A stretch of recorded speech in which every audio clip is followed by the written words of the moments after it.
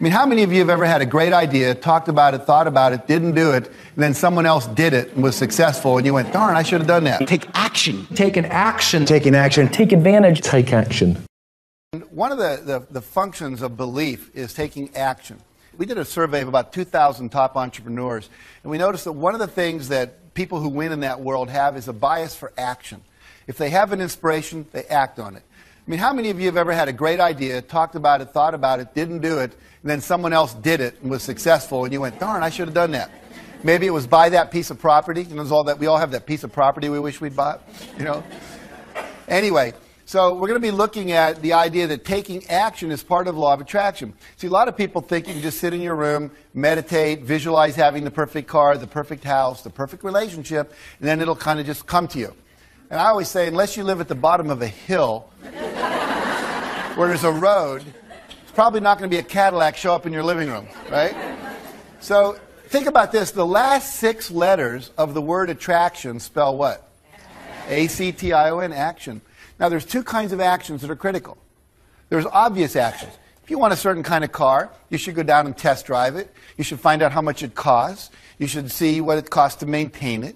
You should go, I like to test drive a car 3 or 4 times, go down to the dealer, take a camera, stick my head out the window, say, take a picture of me, I'll be back to buy it. Put it up on my refrigerator, look at it every day.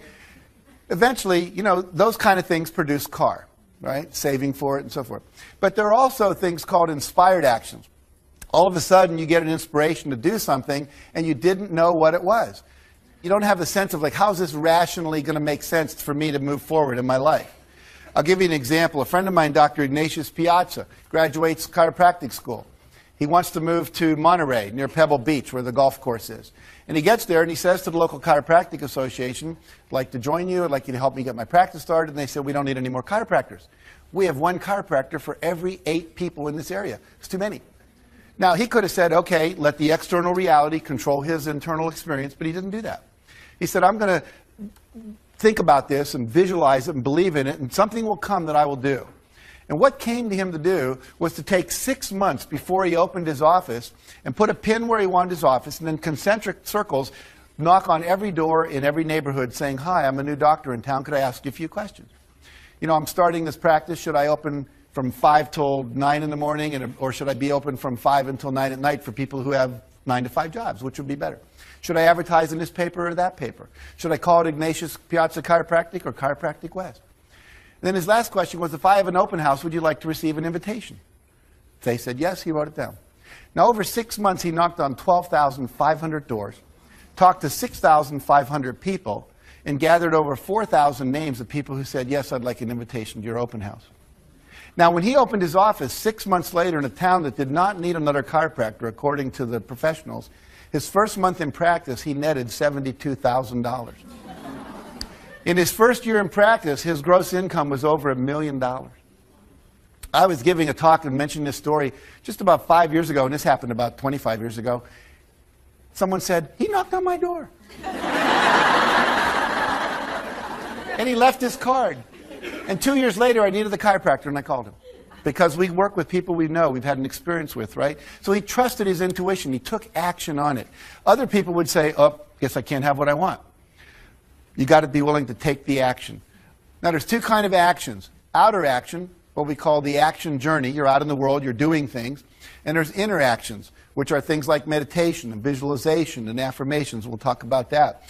Research now seems to indicate that 1 hour of inner action is worth 7 hours of out-in-the-world action.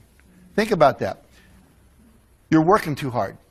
You could be attracting a lot more to you effortlessly by sending out the vibration, by focusing on the goals and feeling the feelings. We're going to talk a little more about that in a minute. Instead of working so hard.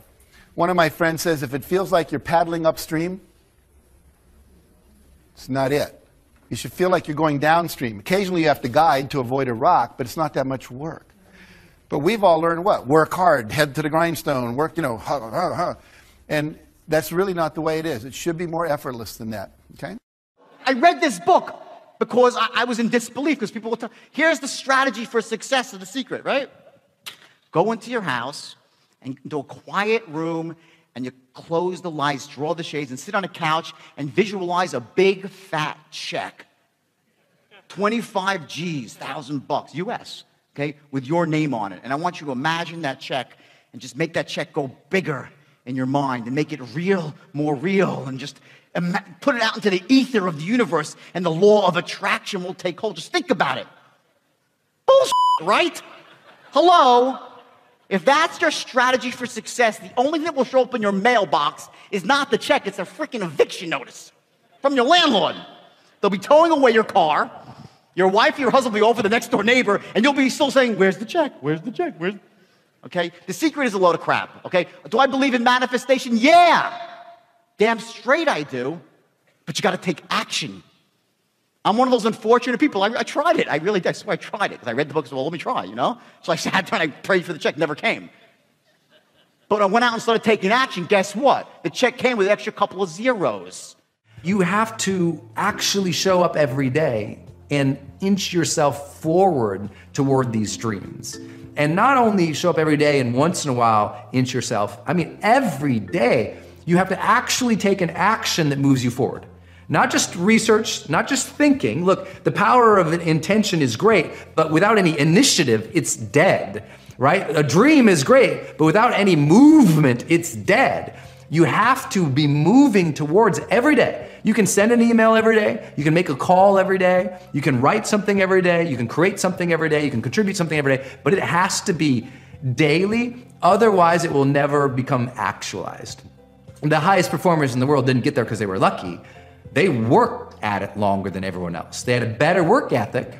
And it's not that they necessarily always worked harder, they worked smarter because they were doing the research. They were taking the time to visualize how they would be distinct, different, how they would survive the tough times. They really kept at it.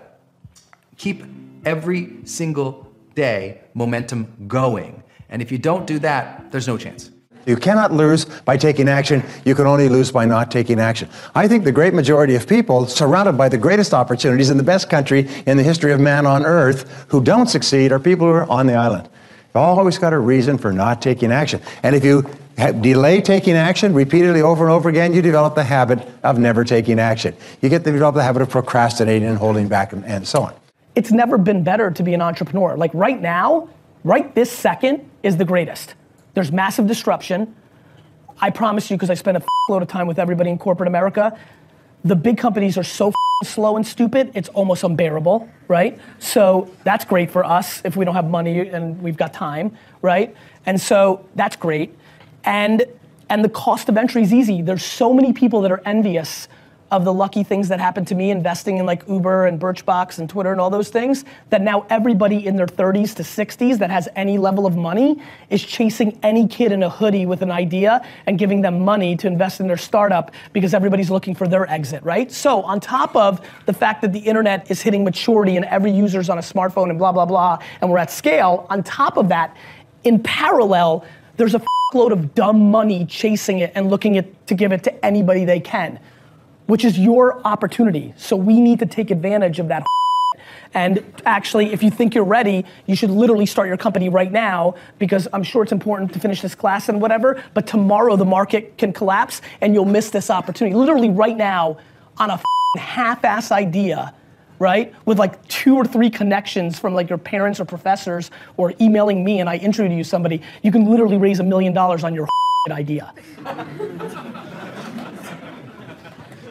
But we need to I want everybody to understand that. All it takes is something crazy, like a terrorist attack or some bank full of shit breaking or like tomorrow, that can go away. And so like, I think it's super important for everybody to understand that if you're itching, I think you should start tomorrow because the money's there and you're gonna need the money because this happens all the time. Like everybody that looked like you in 2008 and 9, they went and got jobs. Everybody that looked like you in 2002 and 3 after the first bubble, they went and got jobs. So if you're a true entrepreneur, if you're sitting here like, no, I'm entrepreneur, I'm not just in the class, you need to seriously concentrate on where we are at this exact moment in the market and recognize how fruitful it is for you, how much of an advantage you have, and you may want to seriously consider and take advantage of it because it could really go away in a second and then you've got to wait like if it collapses tomorrow, if there's a bubble burst, you're gonna have to wait 3 to 5 years to get your shot. When bubbles burst, no kid with an idea gets Got it? That's a good one. Take action. So many people talk about doing something or say, what if? They don't actually get up and do it. Taking action is really, really important. In 1998, when I was working for another company, I was umming and ahhing of whether to set up my own business. I didn't have a lot of money, but I decided to take action and I decided to do it. But I did it in a very planned way. I knew exactly what I was going to do. I knew exactly what I wanted to achieve. But the most important thing, I took action. Within 2 or 3 years, I was a millionaire again. Probably the best thing that I ever did. So taking action is absolutely vital. But 20 years ago in the movies, rules were very clearly defined. They provided the security of your stardom in a sense. If you'd been successfully playing an angry young man, you'd pretty much be angry and young for the rest of your life. If you'd been a police inspector in 3 movies, odds were you'd be in the next 33 too. This applied to female actresses also. Wives were wives, seductresses were seductresses, mother-in-laws were mother-in-laws, and so on and so forth.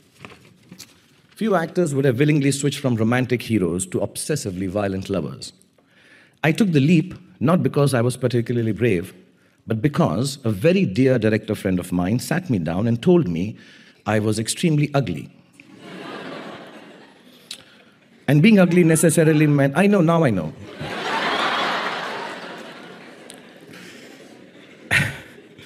And being ugly necessarily meant I do bad guy roles. I wasn't the romantic hero types, he said. Actually, he used the words that my face was not chocolatey enough. So I started to eat a lot of chocolate. And while waiting for it to take effect, I jumped into bad guy roles. Dar means fear in Hindi, and everyone always tells you at speeches like this that you ought to be brave, so I'm not going to bore you with that idea. Instead, let me tell you this. Being brave means being scared all the way to the party. Yeah, I'm sorry if that word is being very scared all the way to the party. But getting there all the same and doing the funky chicken in front of all your teenage kids' friends anyway.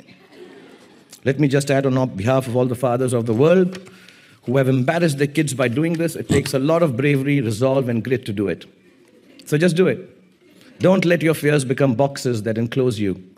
Open them out, feel them, and turn them into the greatest courage you are capable of. I promise you, nothing will go wrong. But if you live by your fears, everything that can possibly go wrong will go wrong.